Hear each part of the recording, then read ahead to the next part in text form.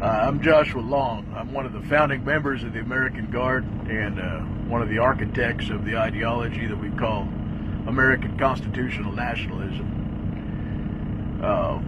With a large influx of new state chapters and probationary members into our organization, I want to clarify a few of our positions for people who may not have been around during the ideological development of our organization.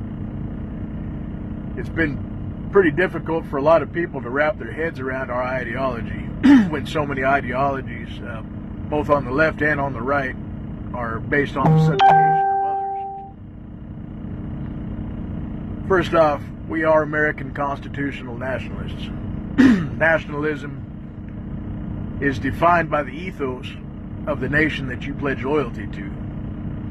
In our case, our nation was founded on the principles of individual liberty, as set forth in the writings of our founding fathers and in our Constitution. So when we say nationalist, we're not speaking of blind obedience to a government which in many ways is unconstitutionally bloated and overreaching. American constitutional nationalism is the utmost loyalty to the founding principles of the United States of America and the belief that those principles and our nation should be placed above all other nations or ideologies. Individual liberty is the ability for every individual to live how they want to live, to believe what they want to believe, as long as they do not legislatively or physically seek to deny the liberty of others. In this way, in America, we're all able to retain our individual identities, with our national identity being rooted in the common defense of liberty. You do not have to sacrifice your own individual identity to work alongside others in securing your own liberty. The American Guard emulates these principles so that it doesn't matter if you're white, black, Hispanic, Asian, white separatist, or black separatist, dazzling urbanite, redneck, a Yankee, a southerner, male or female, gay, straight, or reptilian shapeshifter. We can all come together to defend each other's rights to life, liberty, and the pursuit of happiness. We're not anti-minority.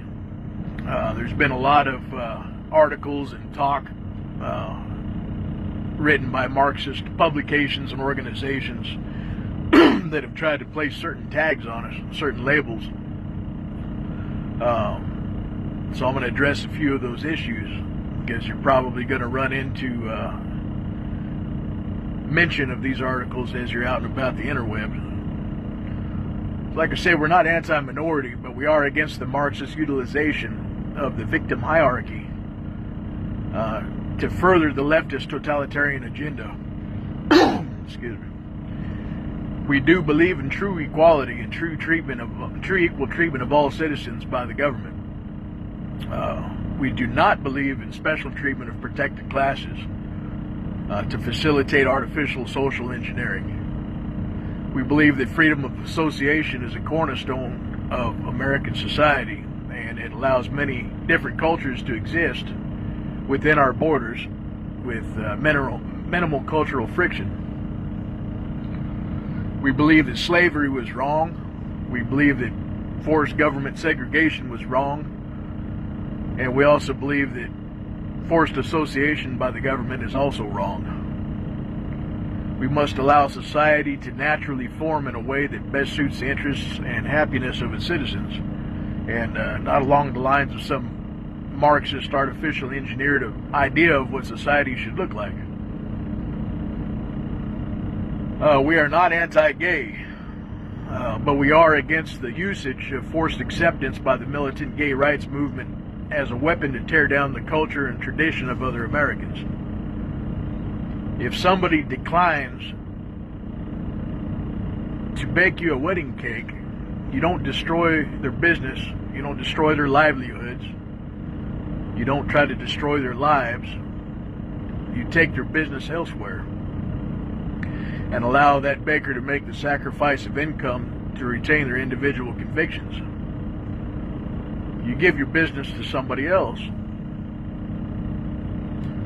by using government as a weapon against those who do not agree with your personal choices, by denying somebody their liberty, by legislatively forcing them to do things against their will, you're not changing their convictions. You're not making them into friends. You're making them angry. You're creating divisions in this nation. You're tearing the fabric of American society apart. And if this sort of thing continues, there will be a reckoning at some point. We would like to avoid that if possible. As far as immigration, we are not anti-immigrant, but we are against the mass importation of cultures who do not understand and who are not congruent with our American principles of individual liberty. We, as the sons and daughters of America, demand that those who wish to profit from the nation our fathers built understand, respect, and seek to preserve the things that made this land the nation of freedom and opportunity that attracted them here to begin with. The biggest problem in our nation today is that most modern ideologies are trying to advance themselves at the expense of others. If you're secure in your identity, secure in who you are, you shouldn't have to tear anybody else down to make your stake in this world. This needless ideological division, the cultural friction in our nation, is leading us into a civil war. The battle lines are already being drawn along cultural and ideological lines. It's liberty versus tyranny. Authoritarians on the left and right versus constitutionalists and traditional Americans across the spectrum. If we expect to win this war, we must have the most effective ideological arsenal we can, because we are vastly outnumbered.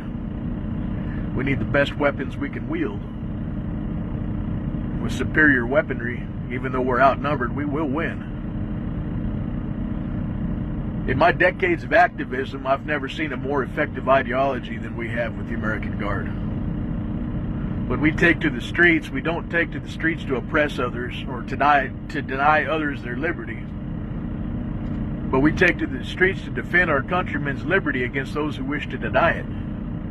When we take action, it's not for one specific demographic or culture, but it is to preserve the liberty and natural rights of every man and woman within our borders. Our ideology completely dismantles the race-based cultural Marxist onslaught against our American homeland. They can use critical theory to pick apart each individual culture or race, but they can't defeat a united front of traditional Americans standing up to defend the common liberty. United we stand, and divided we fall.